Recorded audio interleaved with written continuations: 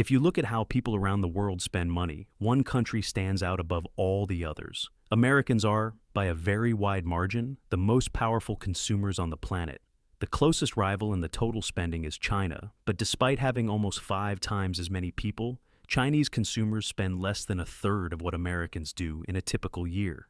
It might not feel that way when you are stressing over bills or staring at a low bank balance, but by global standards, Americans are extremely rich and extremely enthusiastic about buying things. We also have a remarkable tolerance for going into debt to keep that spending going. A larger share of the American economy is driven by household consumption of goods and services than in almost any other major nation, which raises an uncomfortable question about what happens if that spending slows down. If you're interested in personal finance, hit subscribe and give this video a like right now. And now, let's move on. There is a clear cost to operating the economy this way. As a direct consequence of our appetite for consumption, household saving rates are hovering near historic lows, and high-risk, high-interest consumer debt has climbed above $1 trillion. That figure excludes mortgages, car loans, student debts, medical bills, and informal buy now, pay later arrangements, all of which are also near their own record highs. The pile of obligations grows every year, and yet many families still feel they are barely keeping up. This leads naturally to a deeper question. What happens to a society that has built its identity and its growth model around consumption when the people doing the consuming can no longer really afford it? Could we fix some of our structural problems simply by deciding, collectively, to buy less? Or would that cure be worse than the disease? At street level, the picture looks messy and contradictory. On one hand, the overall debt burden is getting heavier, especially for people at the bottom of the income ladder. On the other hand, some households appear to be managing their finances slightly better by working more hours, cutting back around the edges, or refinancing loans on more favorable terms. Auto loan balances have hit new records as people rush back into car dealerships after years of supply shortages, often accepting expensive financing because they feel they have no choice. Major retailers like Amazon, Target, and Walmart are dangling discounts and special offers not because they have become benevolent, but because many customers are stretched so thin that full prices would push them out of the market altogether. In expensive cities such as New York, a large portion of workers simply do not earn enough to cover the minimum cost of living. Nearly 4 out of 5 households are considered housing burdened, meaning that more than 30% of their income disappears into rent. Under those conditions, consumption is less about indulgence than about desperately trying to stay afloat. Viewed from a global perspective, America's role in the consumer ecosystem is enormous. World Bank data suggests that the United States accounts for roughly 1/3 of all household consumption worldwide, despite representing only about 4% of the global population.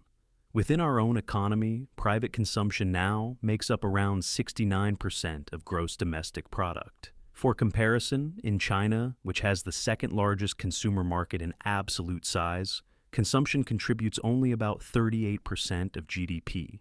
Some of that gap is explained by the fact that large parts of China remain relatively poor, and many people there still spend almost all of their income on basic necessities rather than discretionary goods. If you look at a closer peer group, such as the European Union, taken as a unified economy, household consumption is closer to 51% of GDP, and the long-term trend suggests Europeans are gradually relying less on consumer spending, while Americans are leaning on it more.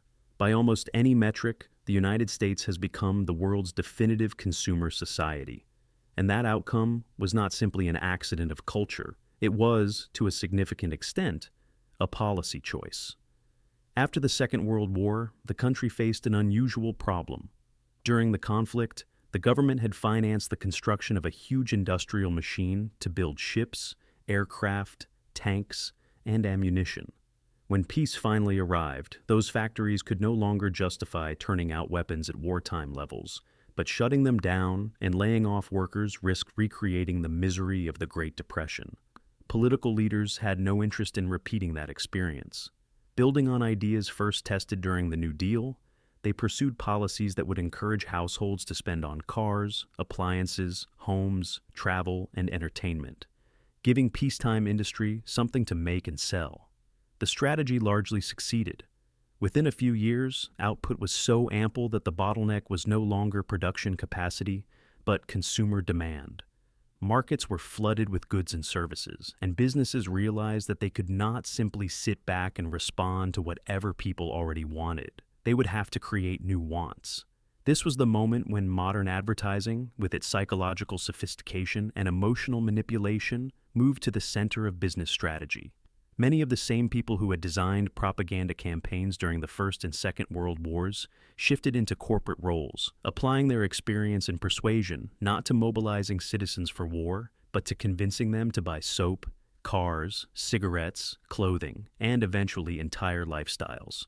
A striking indicator of how quickly things changed can be found in the growth of shopping centers. The historian Kenneth Jackson noted that in the year following the end of the war, there were only 8 fully enclosed shopping centers in the United States. Most transactions still took place in small local shops that focused on essential goods. By the early 1960s, barely 14 years later, there were more than 4,000 shopping centers across the country, each designed to encourage browsing, impulse purchases, and a new kind of leisure centered on buying. While the United States was perfecting this model, many other industrialized countries were still focused on repairing bombed-out cities, rebuilding transportation networks, and reconstructing basic infrastructure. Only after that work could they devote serious attention to expanding consumer markets. The American system had a substantial head start, and the momentum it built has carried through to the present. Understanding this history is useful because it helps explain why our economy looks the way it does today. A culture of consumption is not simply the product of personal weakness or greed. It is the predictable outcome of an economic model that has treated household spending as the main engine of growth for generations. Besides the obvious consequences, environmental strain, resource depletion, overflowing landfills, and the steady consolidation of corporate power, this model has produced 3 less obvious, more immediate problems. At the same time, there are at least 2 major reasons why Americans cannot simply decide, as a group, to opt out of consumerism without triggering serious collateral damage. We have built a system that depends on constant motion, even as that motion undermines stability for many of the people inside it. The first problem is a kind of inversion in the price structure of everyday life.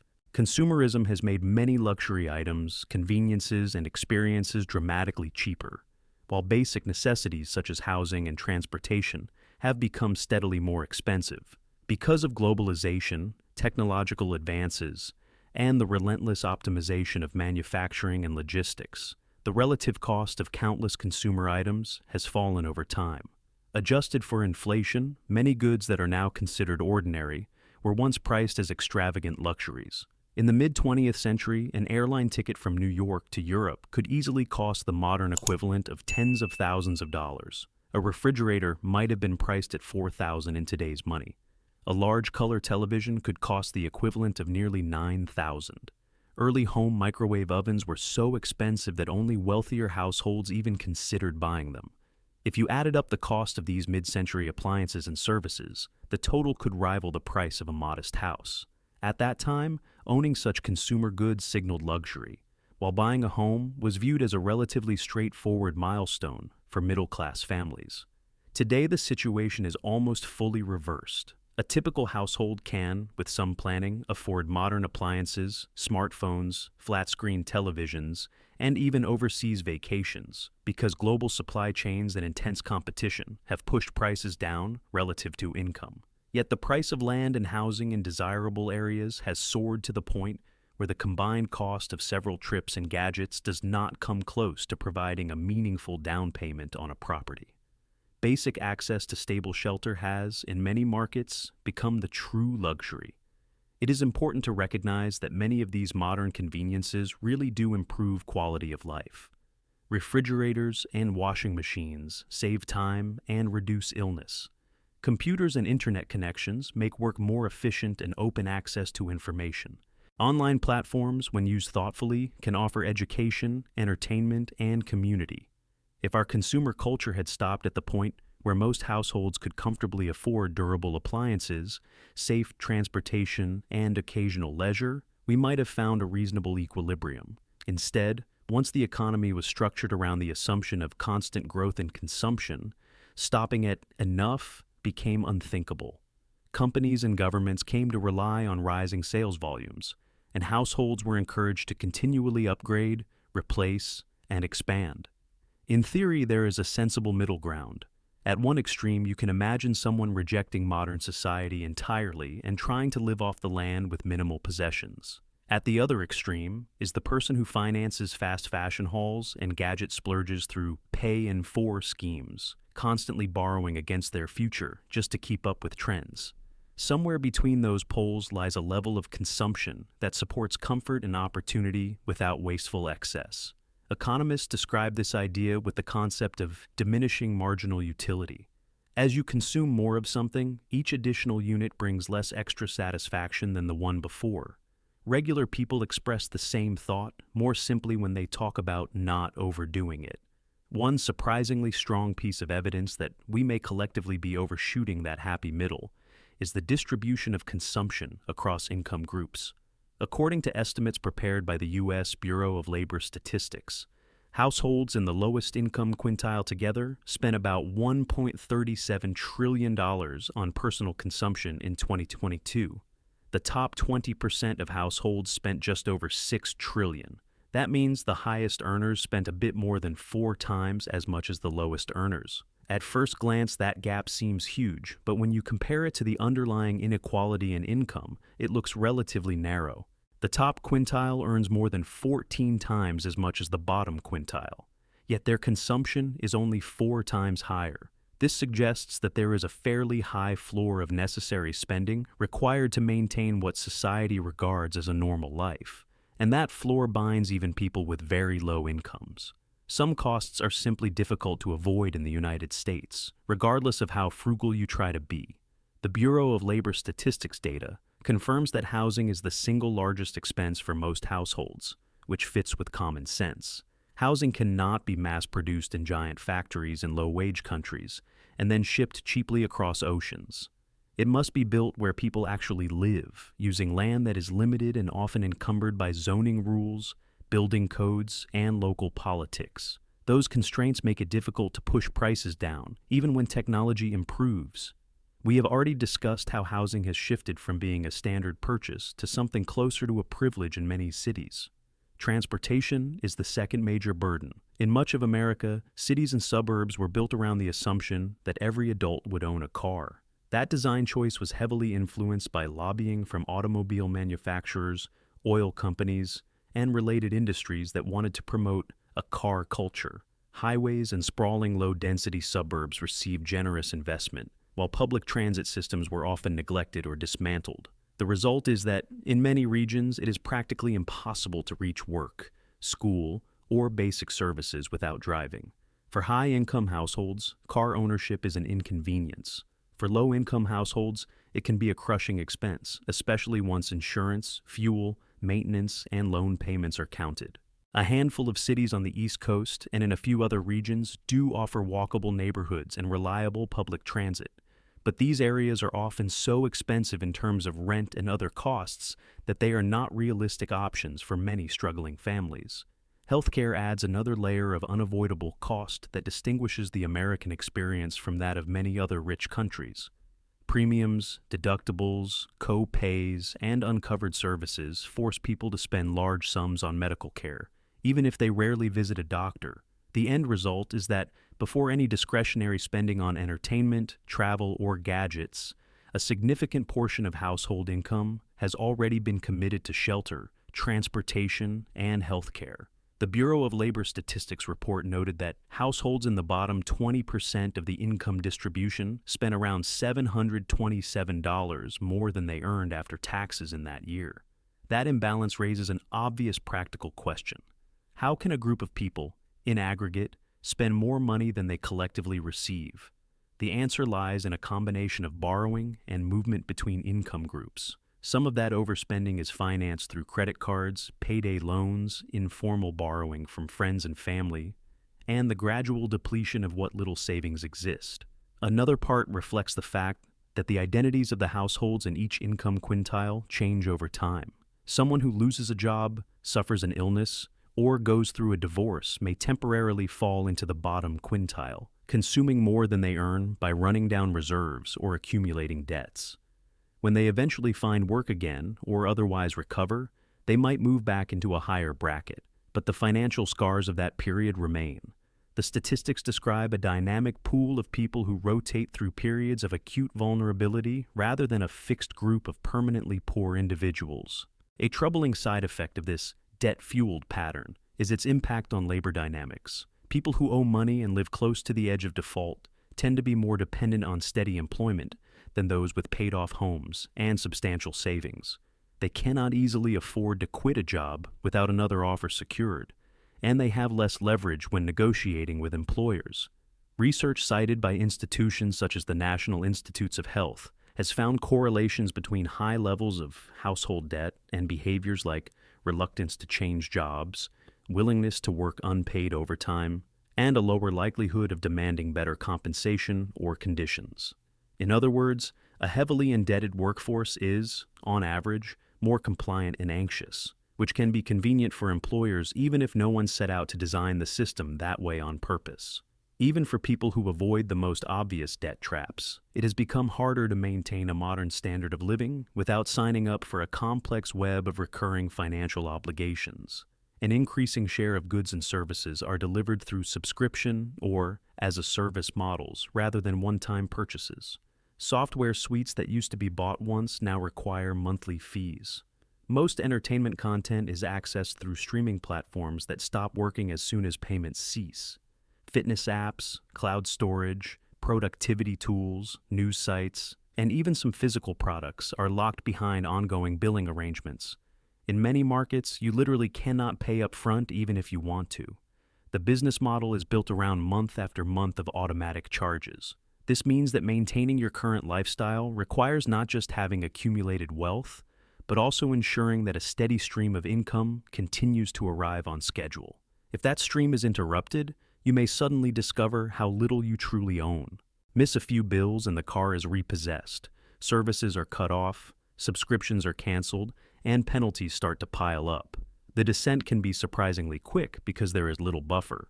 Unfortunately, as employment becomes more precarious, layoffs are normalized as a routine business strategy, and gig work replaces traditional salaried roles in many sectors.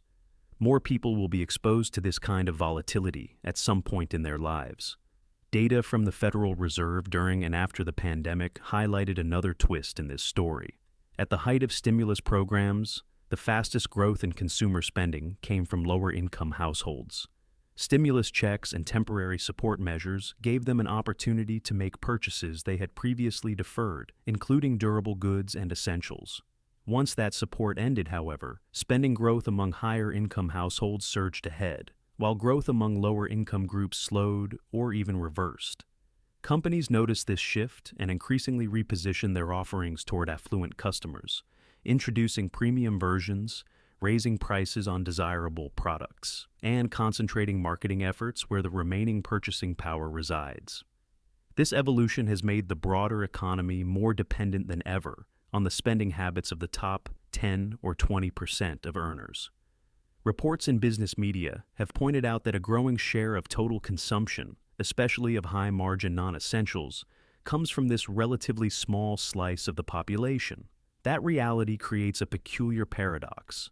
If any group has the financial ability to voluntarily reduce consumption for ethical, environmental, or personal reasons, it is these high-income households. For them, cutting back on luxury purchases and status goods can significantly improve savings and reduce stress without threatening basic needs.